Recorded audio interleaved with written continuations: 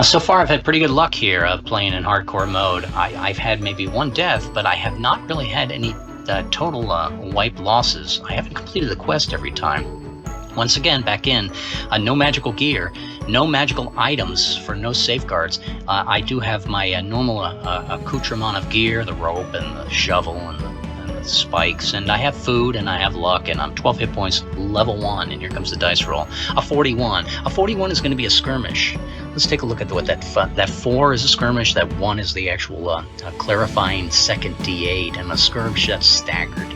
Staggered, I'm going to take a die of damage. And so I took 5 points of damage. That's a big ouchie. And here comes the next roll in the underworld. A 55. It's to the death.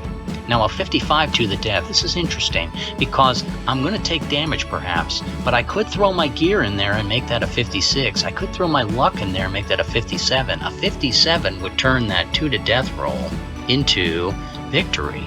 Now, I would collect loot from that. And collecting loot is not a bad thing to do in hardcore mode, as you might have seen in one of the other videos. So I'm going to do that. I'm going to go ahead and collect loot for my battle to the death. And here we go. It's a 2. A 2 is my treasure, which is going to be, I look at my generating loot, it's going to be a treasure chest, but I also gain gear, which is nice. Gain gear and also treasure chest. Any trap is global. Well, I'm only playing solo, so whether or not I hurt my companions with that global track won't matter. And here comes my die for the actual treasure. It's a 2 as well.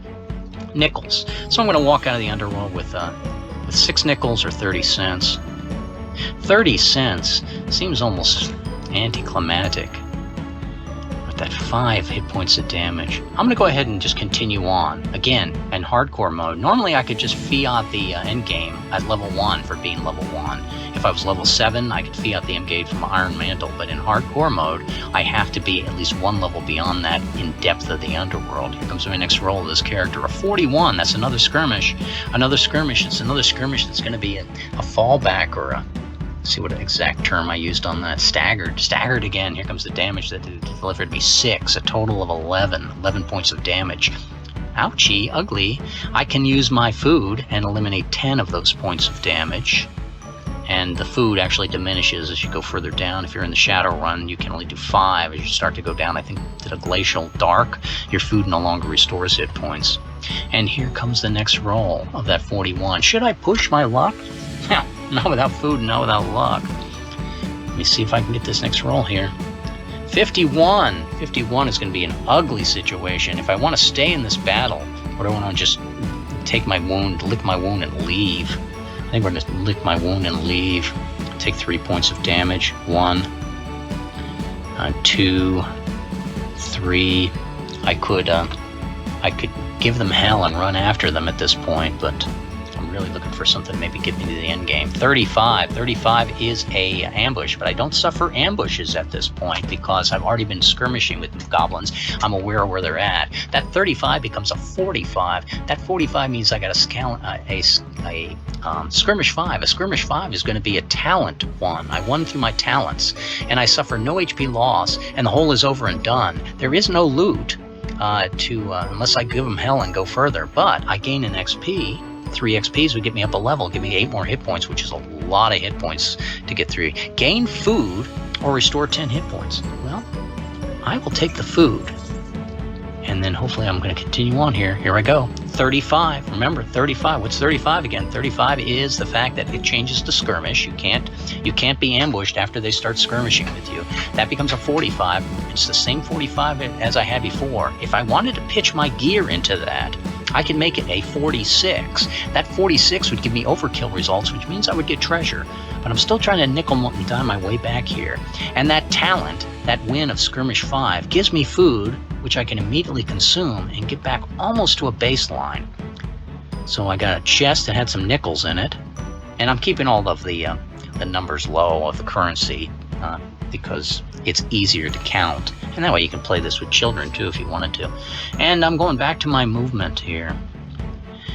A 1-3. A 1-3 is I'm in the delve. I'm deep in the delve and I get my toils Toils means you lose either food or luck. Well, I just got that food, so let's lose that food. If you have neither of those left, you'll suffer trap wounds. A day has passed, so your spells replenish. I don't have any spells anyway. And however, one scroll you carry turns inert. I'm starting this from scratch each time. If I had played one of those other partial victories and come back in, you'd get the idea that yeah, I might have lost that scroll I got earlier. But that's going to be the end of that. Now, does Toils actually move anything else forward? No. I'm not. I am overdue, and I could roll for Geese, but I'm level 1, and I have to roll under a 1. I did not, in order for the Geese to take effect. Still moving through the underworld. 56. 56 is not a bad roll. It's to the death. The goblins are coming at me to the death. I've been in there long enough, especially if I spent the night with that previous roll of that 1-3. And the to the death roll of 56, it's not the climax, so I don't subtract 1 from goblins here. 56, if I pitch my gear into that, it becomes a 57. A 57 is outright victory, and I will take my treasure.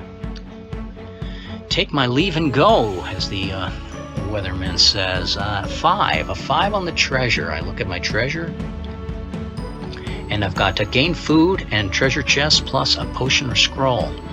And what is in the treasure chest? Let me open up the treasure chest.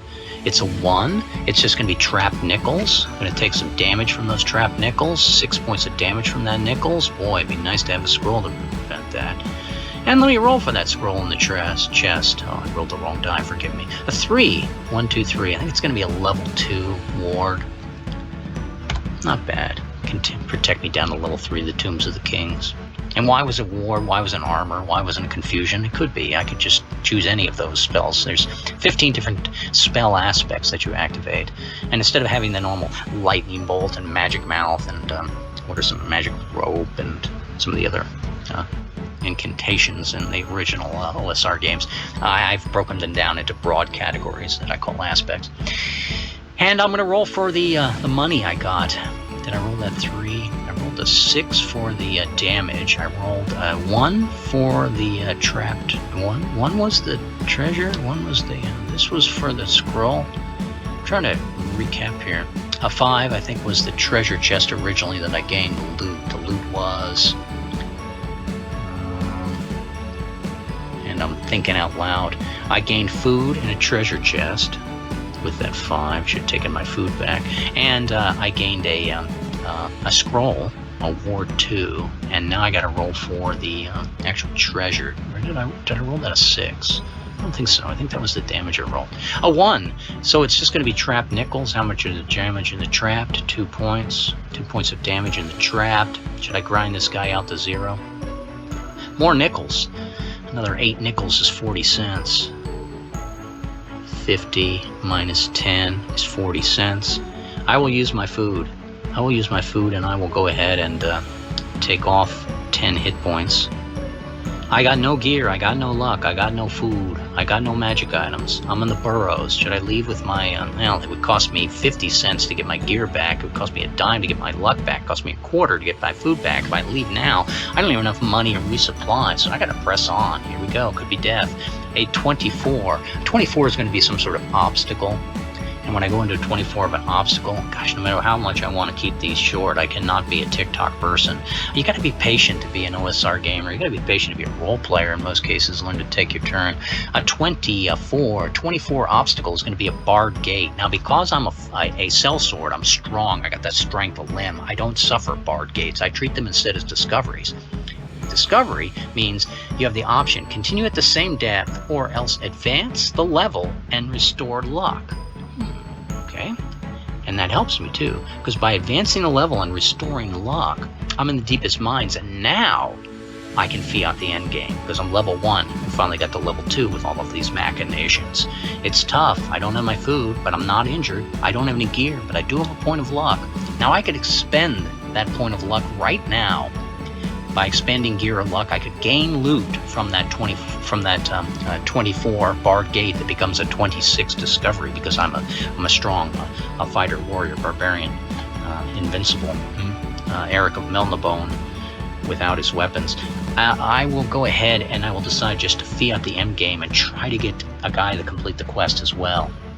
And so, to the death, a nice high roll here would help. A 5. 5 is not bad. A 5 -1 now because it's endgame against goblins becomes a 4. I'm going to pitch my luck in there, and that becomes a 5 again. Now that means I got +1 for the fury from the result of 5, and +1 to my next dice roll because of my luck. That's +2, but I took some damage, and I took 4 points of damage. Move them up here. 1, 2, 3, 4. Yes, you are watching me count up to 4. Can you say 4, my friends? And here comes the next roll. It is a 6-sided die to the battle to the death with +2 to my dice roll. Oh, I want something high here.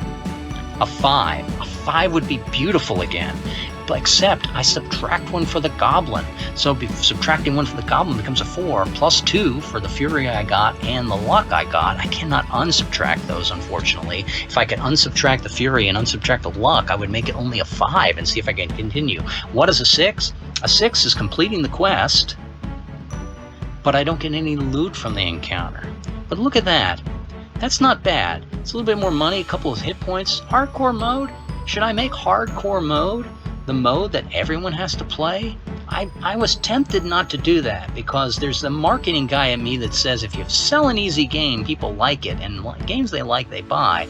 But the purist gamer in me says, no, I think this is working, and you just got to have a little bit more tenacity. We'll play maybe 1 or 2 more to see if we really just get crucified from the beginning with bad luck.